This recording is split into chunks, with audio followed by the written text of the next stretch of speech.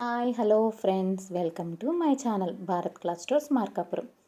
నేనైతే ఇవాళ పచ్చి టమాటాలతో నిలవ పచ్చడిని చూపిస్తున్నానండి.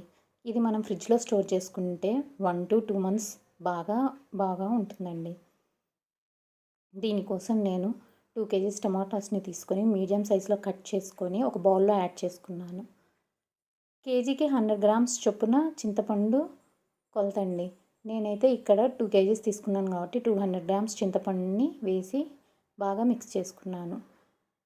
ఉప్పు వచ్చేసి పాల డబ్బాతో డబ్బా ఉప్పు పడుతుందండి కేజీకి. 2 kgs కాబట్టి 2 డబ్బాల ఉప్పుని యాడ్ చేసి బాగా మిక్స్ చేసుకోవాలి. ఇదంతా బాగా మిక్స్ చేసుకొని మనం ఒక 6 hours పక్కన పెట్టేసేయాలి.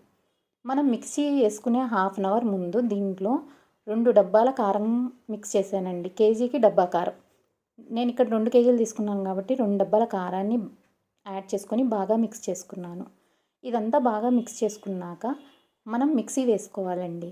నేనైతే ఇక్కడ మిక్సీ వేసిన వీడియో క్లిప్ మిస్ అయిపోయింది, సారీ.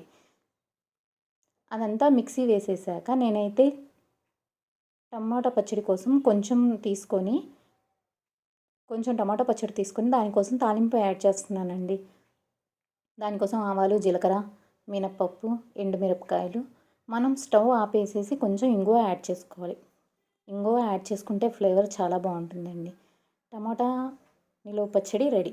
ఇదైతే వేడివేడి అన్నంలోకి, దోశల్లోకి చాలా టేస్టీగా ఉంటుందండి. Thank you for watching my channel.